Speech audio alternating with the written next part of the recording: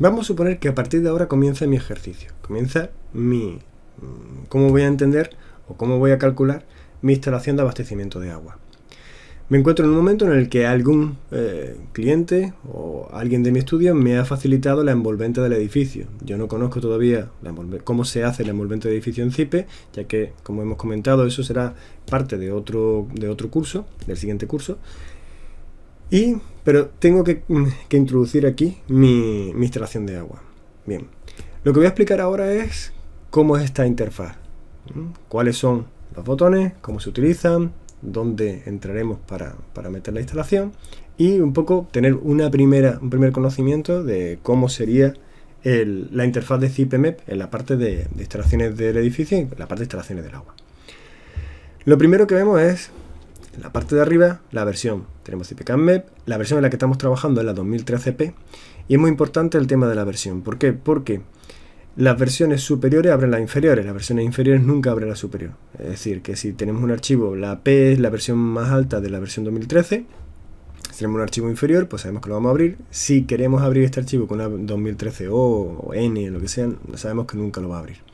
Y aquí vemos el nombre del archivo, en este caso el E01.ies.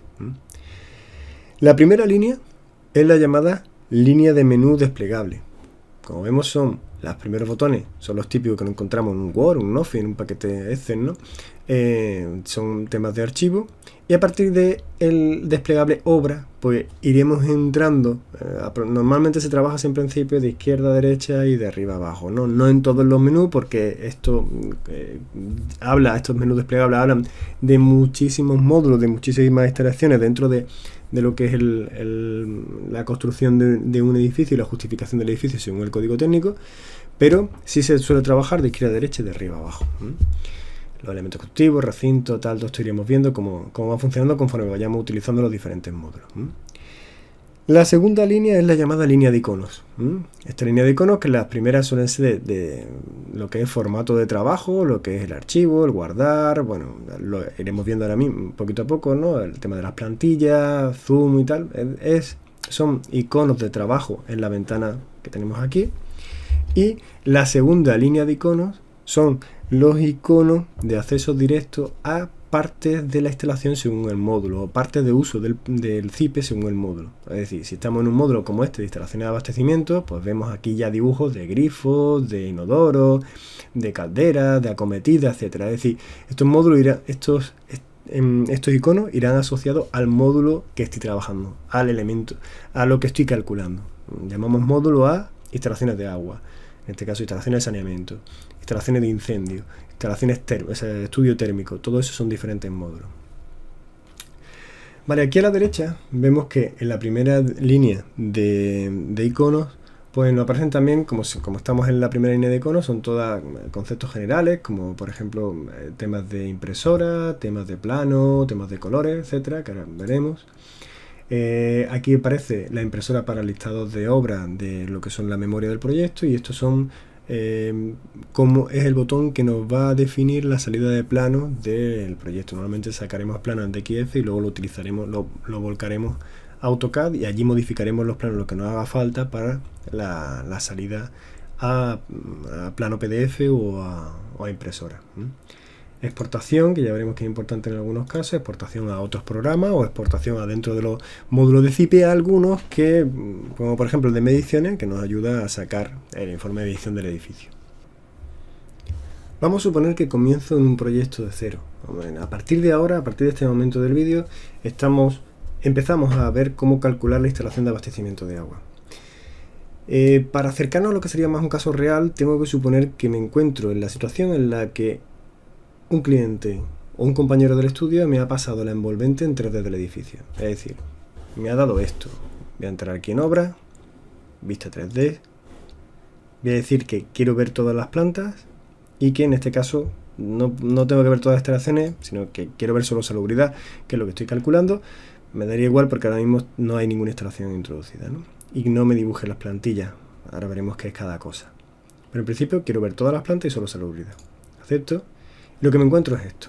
Hay un compañero que me ha hecho esto. Me ha hecho esta envolvente, ya sea a través de CIPE, ya sea a través de otro programa externo en el que me ha definido una vivienda unifamiliar aislada en la que tengo 2 plantas y una planta sótano por debajo de tierra. Vale. Entonces estoy en esta situación en la que ya tengo la envolvente hecha y voy a colocar aquí mi instalación de abastecimiento de agua. ¿Puedo trabajar sin necesidad de la envolvente? Sí. En abastecimiento de agua, sí. Yo puedo trabajar mediante planos, darle sus niveles, empezar a colocar la instalación y en principio no haría falta.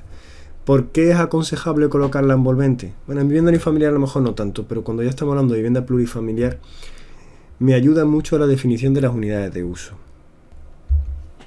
¿Qué son las unidades de uso?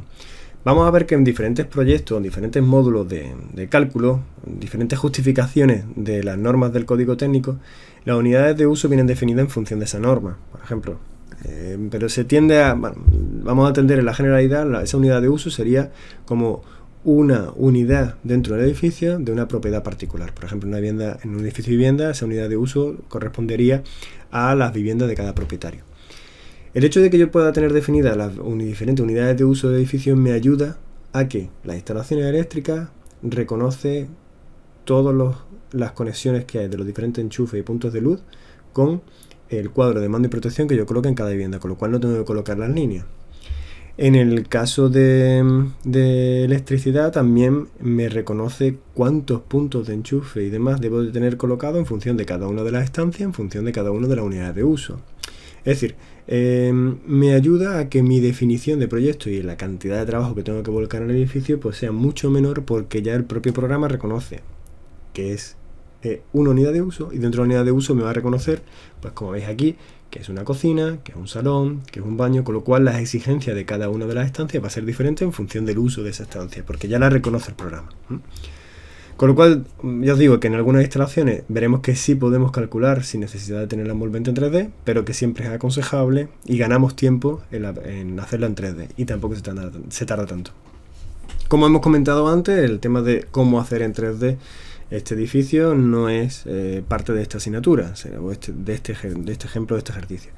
Será en un siguiente curso en el que hablaremos tanto de térmica como de acústica y hablaremos de cómo se realiza la envolvente del edificio. Dentro de la interfaz del proyecto nosotros nos vamos a volcar en el trabajo en esta zona, es decir, esta será la pantalla de trabajo, donde trabajaremos siempre en 2D, aunque podremos visualizar cómo hemos introducido el elemento en 3D utilizando lo que ya sabemos de obra, vista 3D y aceptamos. Aquí en principio veis el edificio completo, pero ya estudiaremos cómo quitar los elementos de cerramiento y poder ver las instalaciones por la parte interior del edificio. Para trabajar en esta pantalla pues tenemos una serie de menús que nos ayudan a visualizar elementos, a pinchar en algunos elementos, etc. Bueno, los primeros menús que me ayudan a trabajar aquí son los que tenemos en esta columna de aquí de la izquierda, en el que aparecen capturas, planos, capas y errores que en principio aparece como ocultar todo, solo introducir datos, mostrar todo y solo lo siguiente. Siempre tiene que estar activado mostrar todos y en principio no se vuelve a utilizar más en el cálculo de zip.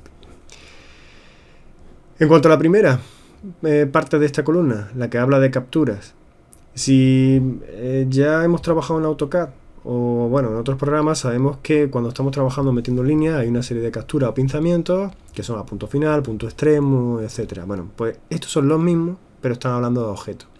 Siempre trabaja de dos formas. Si yo he metido un archivo en PDF, puedo hacer capturas o pinzamientos a esas líneas que traigo desde un archivo, perdón, he dicho PDF, de un archivo DWG o de XF, y eso lo haré mediante el botoncito del imán que tengo aquí. Pinchando en el imán aparecen las diferentes capturas que siempre se activan mediante el botón F3. Entonces, aquí está punto extremo, el punto medio, intersección, perpendicular, etcétera. Ya cada uno como le guste trabajar. Pero estas capturas del imán solamente son al DXF. Si quiero capturar encima del muro, encima del tabique y tal, tengo que utilizar estas capturas de aquí. En el que, bueno, ya cada uno como le gusta trabajar, a mí me gusta trabajar casi con todas. Vale, lo siguiente. Los planos en los que estoy trabajando. Esto lo que me ayuda a ver es si estoy trabajando en suministro de agua, en evacuación, si tengo abiertas las dos, etcétera. En el que puedo dejarlo de forma tenue o puedo dejarlo que se vea como elemento principal. Veis que ahora mismo solamente tengo activado el HS4 porque en la introducción de datos en la que llegué a este elemento, a esta definición del edificio, pues le he dicho que solamente me aparezca el HS4 en pantalla. Ahora dentro de un momentito veremos cómo hacer que esto cambie y que me aparezcan más o menos exigencias del código técnico. Y por último, las capas, las diferentes capas que yo puedo visualizar en esta pantalla de trabajo. Como veis, instalación está activada y están activadas todas, y los elementos constructivos están activados todos. Si yo quisiera quitar o poner de forma tenue alguna otra, fijaros que aquí aparece un círculo y un cubo. Si le doy al cubo y pincho en la parte de elementos constructivos, en la parte de los muros, veréis como ahora desaparece ese color y me aparece de forma mucho más tenue. Si le doy al sólido, lo que me desaparece entero es el muro. No tengo ningún tipo de muro. Bueno, muro, en este caso de pinchar en elementos constructivos. Si fuese muro, pincharía aquí, solamente la parte de muro. Como veis aquí, pues aparecen elementos de dibujo que son del DXF, del WG que he metido. Para desactivarlo, pues pulso F4 y desaparece el DXF. Y si lo vuelvo a activar, ¿vale? F4, lo vuelvo a activar y vuelve a aparecer. Con lo cual, todo funciona, todos estos elementos, desde instalación hasta elementos constructivos, funcionan de la misma forma. Es decir, yo puedo activarlos, verlos tenues o verlo o no verlos. También puede ser que en algunas circunstancias me interese ver lo que hay debajo, o por lo menos una línea de punto que me haga referencia de lo que tengo en la planta inferior. Pues si pincho planta inferior, fijaros que me aparece unas zonas punteadas diciéndome por dónde va los muros de sótano, las diferentes distribuciones del sótano, y lo mismo que hago en planta inferior lo puedo hacer en planta superior. Incluso puedo definir si se ven muros o forjados dentro de lo que quiero ver. Hay veces que me permite desglosar pues, esos elementos y decidir cuál quiero quitar o poner. Vale. Lo siguiente que vamos a ver es la barra vertical de estado, en la que aparecen diferentes menús, en el que bueno, el primer botoncito lo que hace es ocultar o sacar tanto la barra vertical de estado como todo este menú que tengo en la parte lateral izquierda para ayuda en la visualización de elementos de la pantalla, de lo que es la zona de trabajo, y diferentes botones que algunos, como estos que veis aquí abajo, se irán activando en función de la introducción de datos, que no aparecen en todos porque ya estos elementos que veis aquí son más para cerramientos, tabiquería y demás, y estos elementos sí son para todos, ¿no? Estos que aparecen aquí, estos 7 que aparecen aquí. Y luego los de arriba son configuraciones. Por ejemplo, la primera es configuración del cursor del ratón, de la captura, pinzamiento, rejilla, para que cada uno se lo defina en función de lo que le es más cómodo. Esto de aquí que vemos son las referencias a objeto, que es lo mismo que esto que ves aquí, ¿no? Cuando lo tenemos oculto, podemos dar la referencia a objeto y aparece en pantalla. En principio, si está abierto, si siempre trabajamos con esto abierto, pues no es necesario.